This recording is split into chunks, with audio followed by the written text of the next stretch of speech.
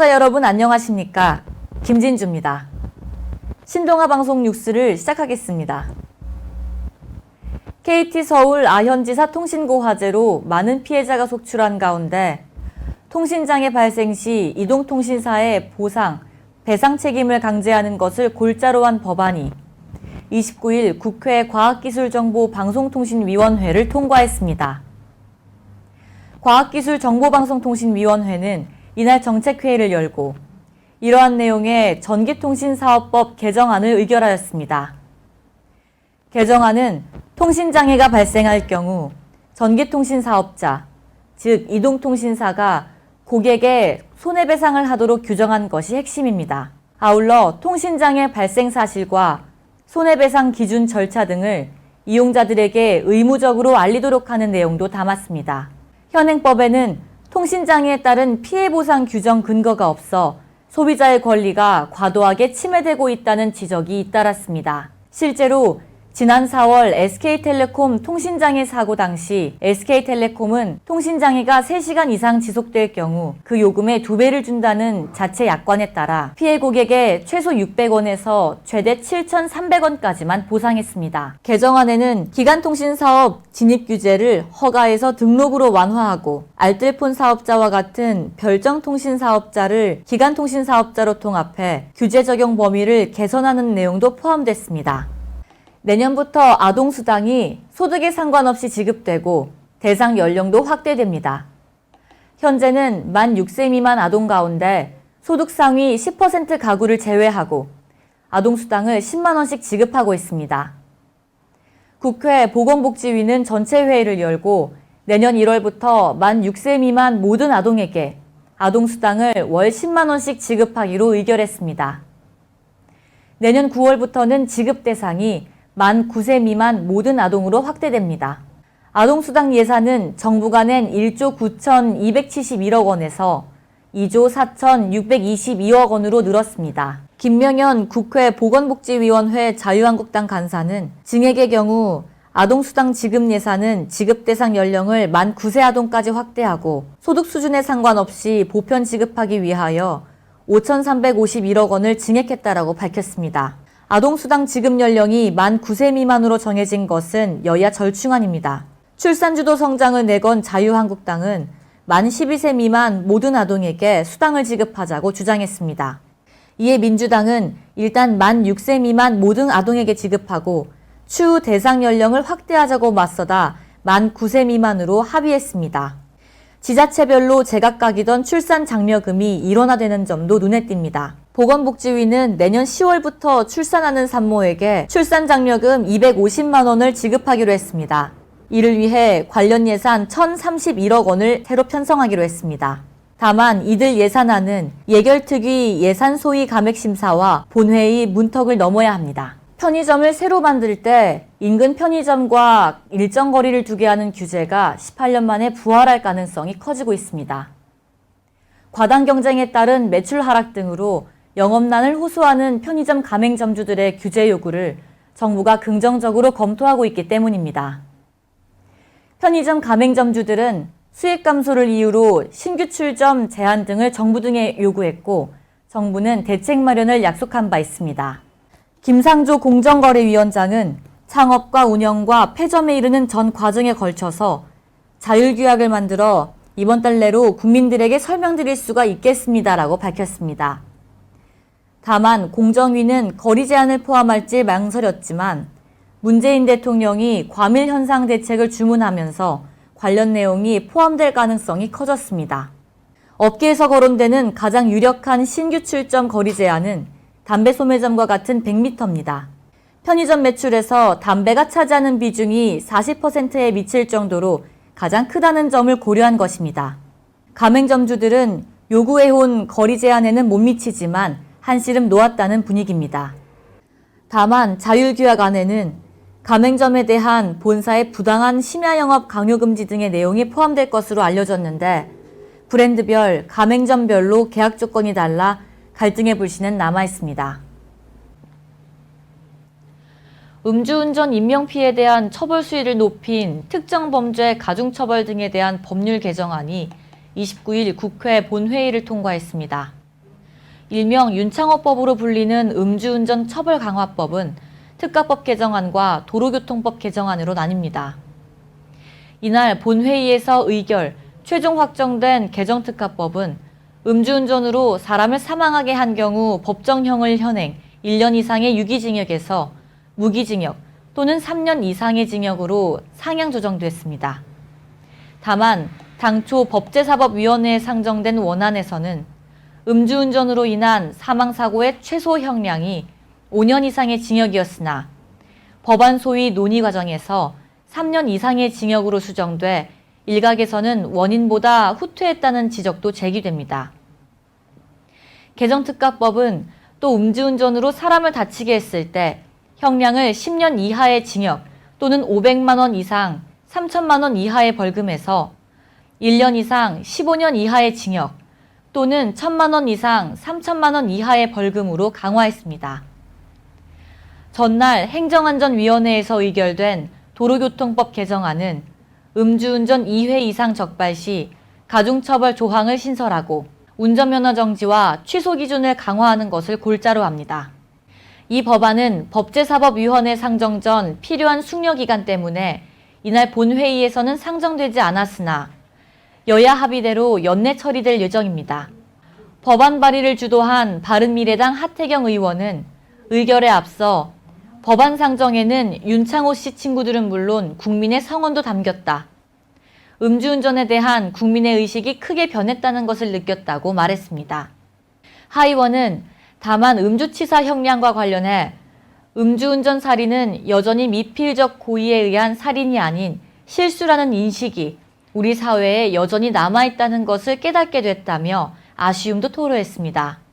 이날 본회의에서는 윤창호법과 함께 강서 PC방 사건 후속법으로 일컬어지는 형법 개정안 등 총 60건의 법안이 처리됐습니다. 개정형법에서는 최근 강서구 PC방 살인 사건을 계기로 심신미약 감경에 반대하는 국민 여론을 고려해 심신미약 상태에서 저지른 범죄에 대한 감경에 일부 제한을 뒀고 이른바 셀프 촬영물은 물론 촬영물의 복제물을 촬영자 의사에 반해 유포한 사람을 처벌할 수 있도록 하는 내용의 성폭력 범죄 처벌 등에 대한 특례법 개정안도 국회를 통과했습니다. 가중처벌 조항을 성적 욕망이나 수치심을 유발할 수 있는 다른 사람의 신체를 그 사람의 의사에 반해 촬영하거나 그 촬영물을 유포한 경우에만 처벌하고 있습니다. 대학 시간 강사의 법적 지위 보장과 처우 개선을 골자로 한 고등교육법 개정안도 8년 만에 국회 문턱을 넘었습니다. 이에 따라 대학들은 내년 8월부터 시간 강사에게 3년간 재임용을 보장하고 방학 기간에도 임금을 지급해야 합니다. 이른바 미투 방지법으로 불리는 양성평등 기본법 개정안도 의결됐습니다. 개정법은 공무원 성비위 적발 시 부처의 재발 방지 대책 마련을 의무화하는 한편 현장 점검 근거도 마련했습니다. 아울러 국가와 지방자치단체 소속 모든 공무원이 성인지 교육을 의무적으로 받도록 했습니다. 일본 정부는 판결 직후 주일 한국 대사를 불러 항의하는 등 우리 대법원의 판결에 강하게 반발했습니다. 한일 관계가 더욱 냉각될 가능성이 커졌다는 관측이 나옵니다. 일본 정부는 우리 대법원이 일제강점기 강제동원 피해자에 대한 일본 기업의 배상 책임을 인정하자 즉시 반발했습니다. 고노다로 외무상은 담화를 통해 한일 청구권 협정에 대한 판결이라며 결코 받아들일 수 없다고 밝혔습니다. 그러면서 한국이 즉각 적절한 조치를 하지 않는다면 국제재판 등 모든 선택지를 놓고 대응을 강구할 것이라고 강조했습니다. 일본 정부 대변인인 스가 요시히데 관방장관도 정례 브리핑을 통해 이 같은 입장을 재확인했습니다. 일본 외무성은 판결 직후 이수은 주일 한국 대사를 불러 국제법 위반 상태를 시정하는 등 조치를 마련하라고 항의했습니다. 현지 언론도 한국 사법부의 판결을 일제히 주요 뉴스로 다뤘습니다. 교도통신은 한국 내에서 비슷한 판결이 앞으로도 잇따를 전망이라며 일본이 한층 강경해질 것이라고 예상했습니다.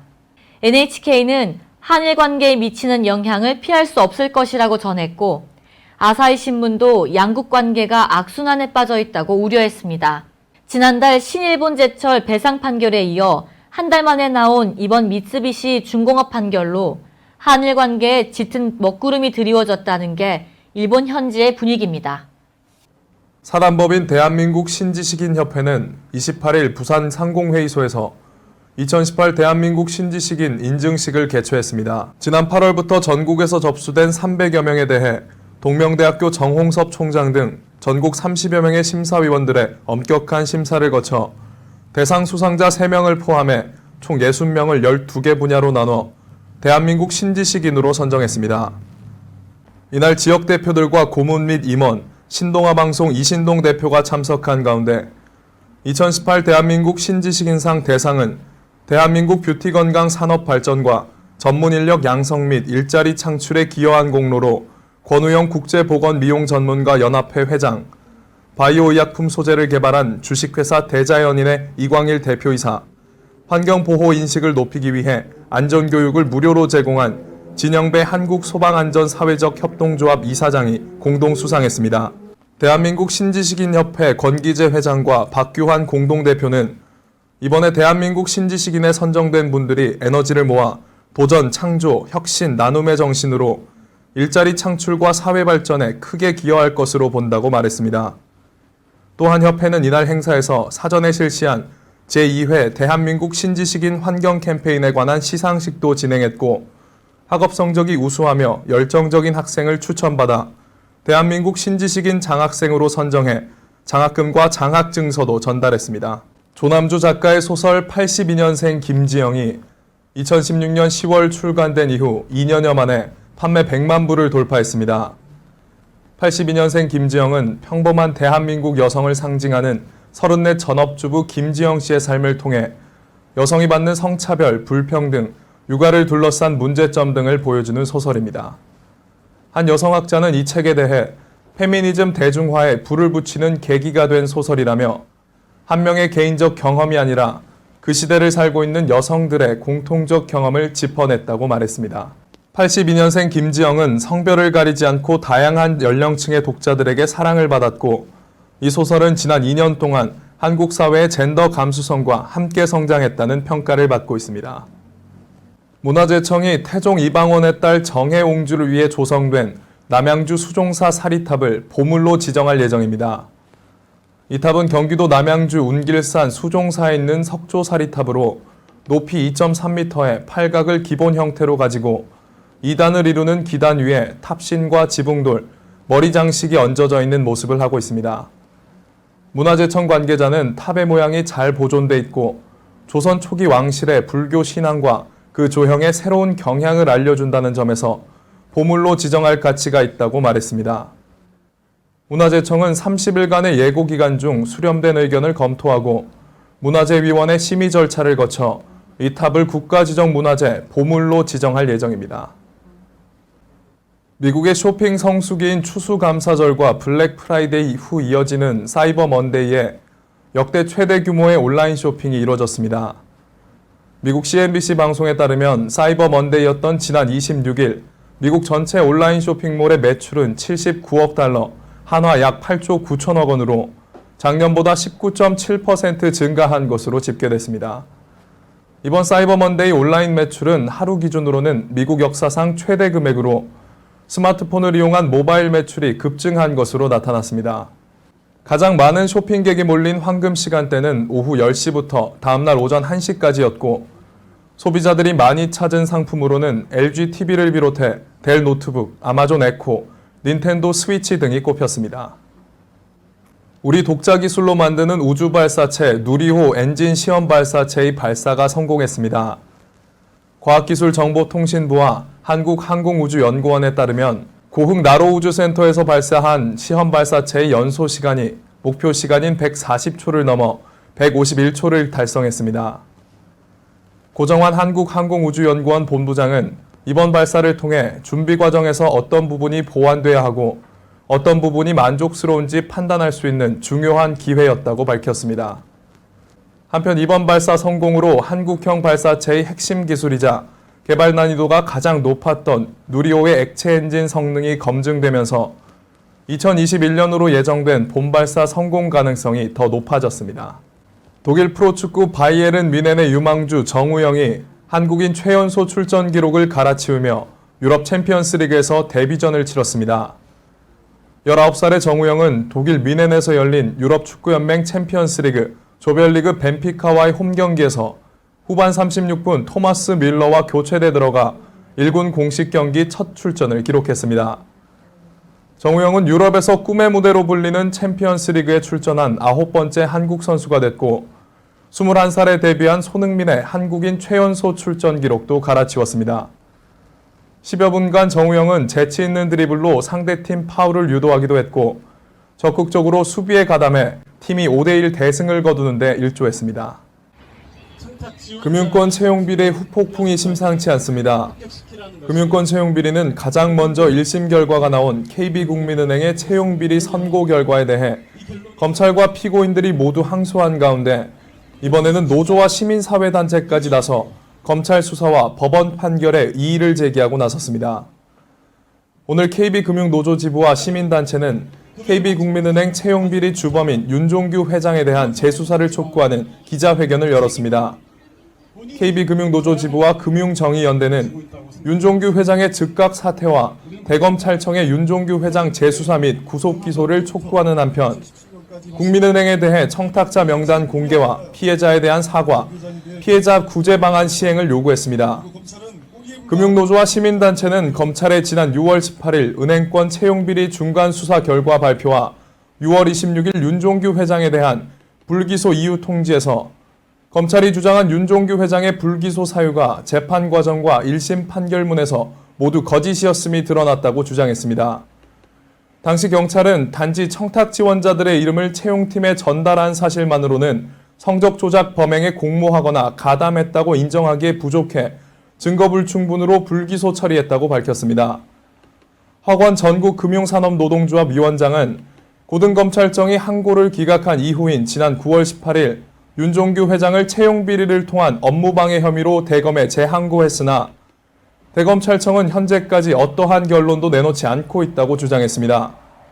한편 이날 노조는 조합원 3,240명을 대상으로 한 설문조사 결과 응답자 중 89%가 윤종규 회장이 채용비리 법원 선고 결과에 책임을 지고 사퇴해야 한다고 답했다고 밝혔습니다. 또 응답자 중 86.3%는 윤종규 회장에 대한 기소 및 재수사가 필요하다고 응답했다고 주장했습니다.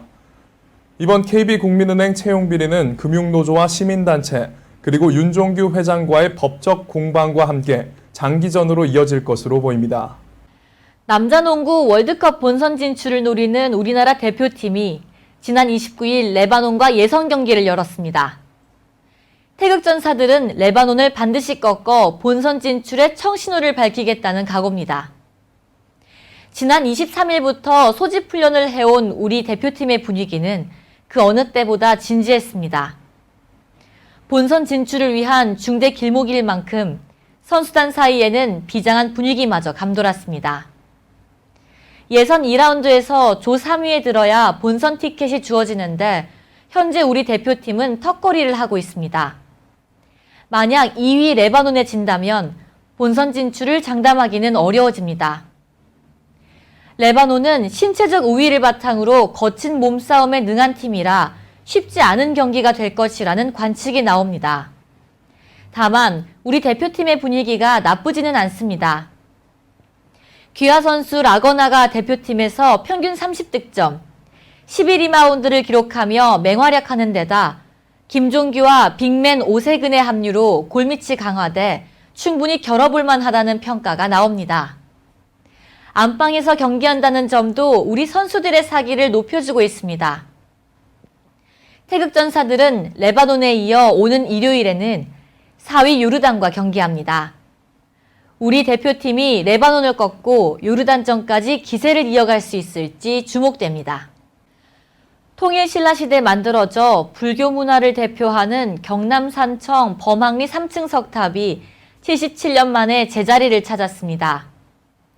온화한 미소를 띤 보살이 정교하게 새겨져 있고 아랫단에는 불교의 수호신인 호법신이 위용을 뽐냅니다. 범항리 3층 석탑은 겉면에 도드라지게 문양을 넣는 부조 기법을 사용해 통일신라시대 양식을 잘 따르고 있습니다. 대부분의 석탑에 화강암이 사용되는 것과 달리 섬장암을 사용한 유일한 석탑으로도 유명합니다. 덕분에 밝고 따뜻한 색감을 가진 게 특징입니다. 경남 산청에 있는 3층 석탑이 77년 만에 진주국립박물관에 다시 세워졌습니다. 이정근 국립진주박물관 학예실장은 이 석탑은 9세기경에 만들어진 것으로 알려졌습니다. 통일신라 시대 석탑 양식을 계승하고 있고 석탑 외면에 화려한 보조상이 있어서 유명하다고 밝혔습니다.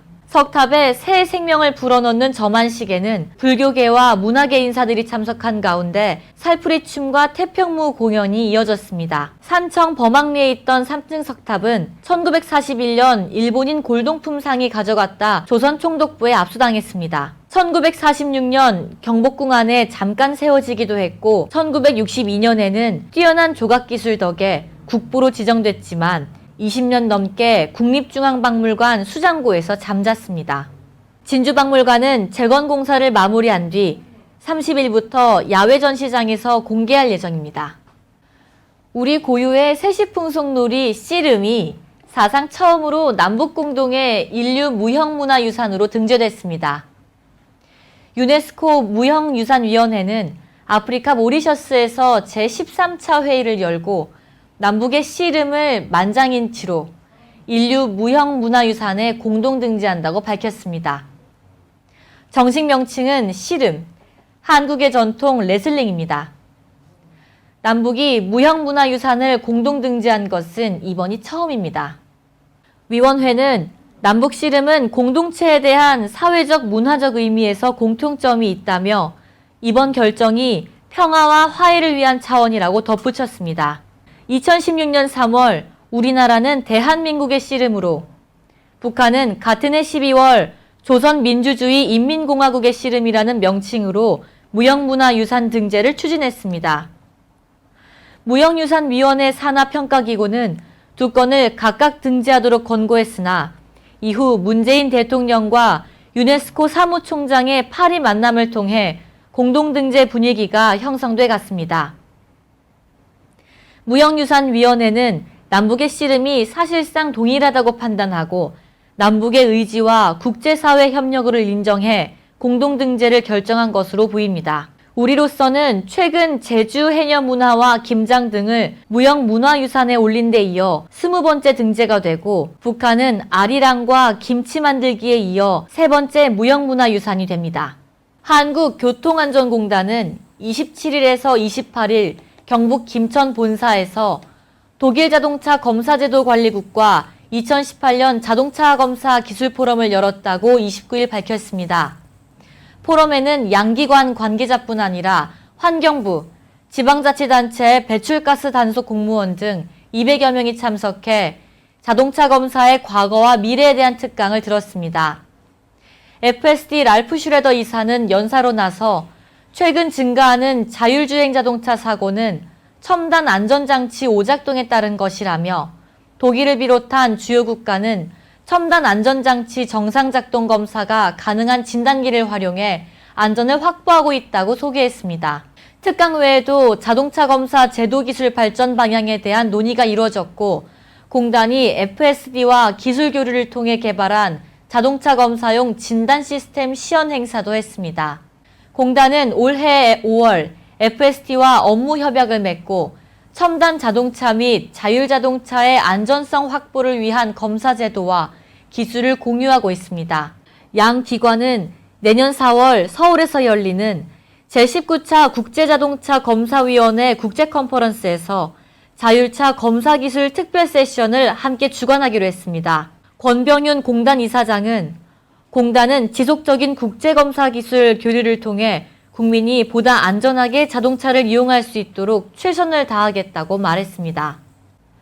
청주지검 제천지청은 지인들로부터 거액을 빌린 뒤 해외로 잠적했다는 의혹을 받는 래퍼 마이크로닷 부모 신모 씨 부부와 관련해 범죄인 인도 청구 절차를 밟는 것을 검토하고 있다고 29일 밝혔습니다.